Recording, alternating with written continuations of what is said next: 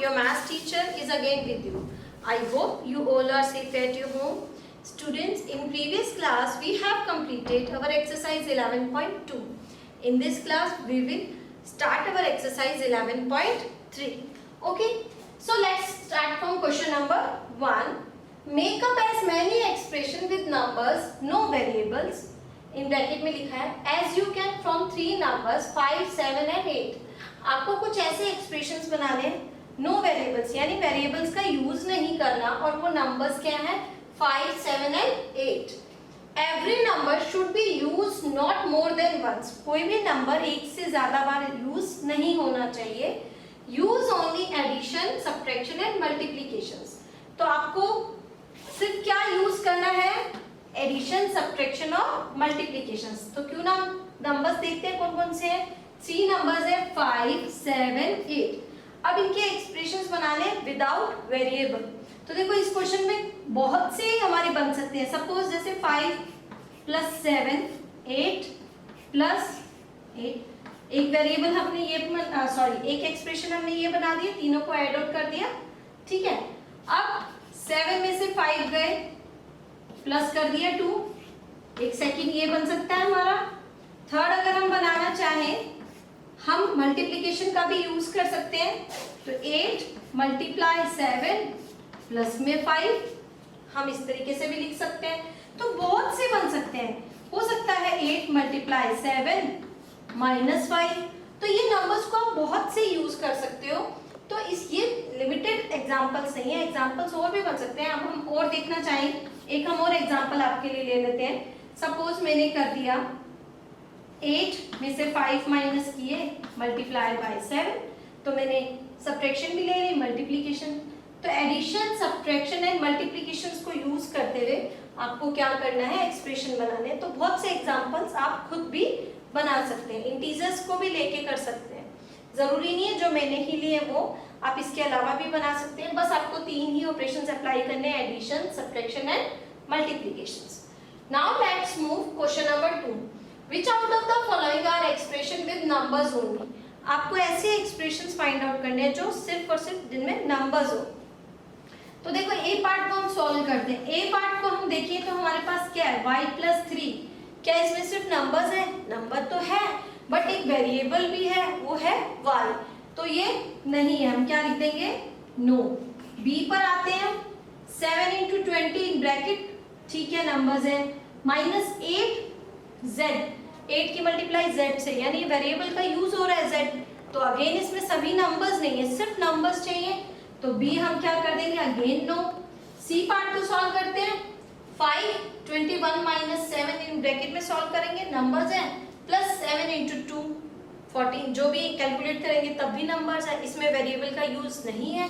तो इसके लिए हमारा क्या आंसर होगा, यस. तो इसी तरीके से जो क्वेश्चन के जो रिमेनिंग पार्ट्स हैं आपको देखना होगा, उसमें वेरिएबल का यूज नहीं हो. Now students, let's move next question. Now our next question is question number 3.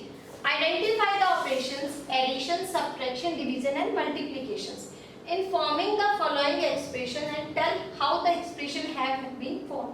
आपको पार्ट्स गिवन है, उनमें कुछ एक्सप्रेशंस दिए हुए हैं, उनमें आपको आइडेंटिफाई करना है कि किस में एडिशन हुई है, किस में मल्टीप्लाई हुआ है, किस में सब्ट्रैक्शन और किस में डिवीजन. तो देखो ए पार्ट को सॉल्व करते हैं हम. क्वेश्चन का ए पार्ट में क्या है, अगर आप देखेंगे z + 1, क्या कर रहे हैं, इसमें प्लस हो रहा है, सिर्फ क्या कर रहे हैं, एडिशन. तो हम इसके नीचे लिखेंगे एडिशन, इसके आगे एरो लगाकर. z - 1 का अगर हम सॉल्व करें, माइनस कर रहे हैं, तो हम क्या कर रहे हैं, सब्ट्रैक्शन. y + 17, अगेन एडिशन का एग्जांपल है, ये एक्सप्रेशन है, sorry, addition. y - 17 subtraction. Okay. तो अब हम इसका बी पार्ट सॉल्व करते हैं. बी पार्ट में आप देखेंगे 17y, बेटा 17 × y है, तभी 17y बनता है. हमने अभी सीखा भी है प्रीवियस क्लासेस में. तो ये क्या हो रही है, इसमें मल्टीप्लिकेशन.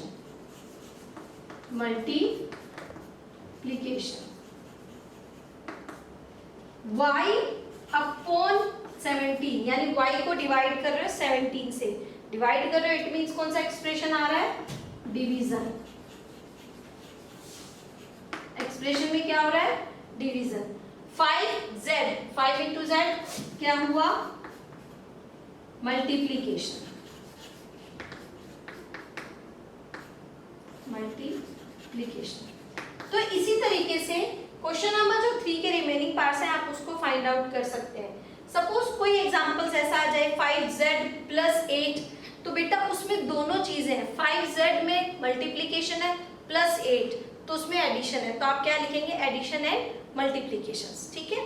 तो इस तरीके के आपको एक्सप्रेशंस में लिखना है कि क्या कौन सा आपका ऑपरेशन अप्लाई हुआ है, तो आप किसके रिमेनिंग पार्ट्स है वो आप इजीली कर सकते हो।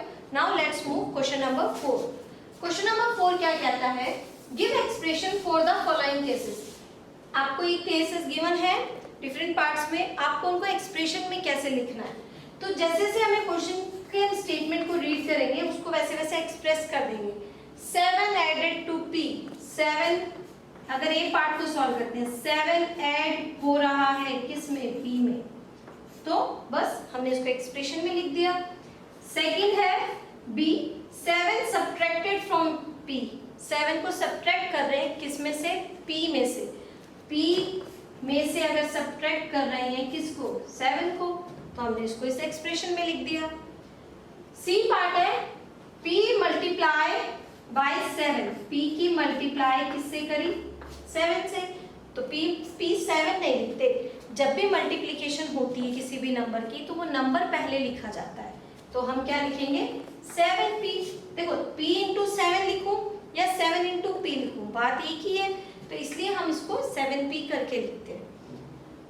नेक्स्ट डी पार्ट है हमारा p डिवाइडेड बाय 7, तो p अपॉन में 7, p को डिवाइड कर रहे हैं हम 7 से। तो इसी तरीके के इस क्वेश्चन के जो रिमेनिंग पार्ट्स हैं वो आप इजीली सॉल्व कर सकते हो। Students, still if you have any doubt, any query, you can contact me. आज जो हमने सीखा वो आप अपनी नोटबुक में करेंगे, 1 to 4 questions of exercise 11.3। In next class we will continue this exercise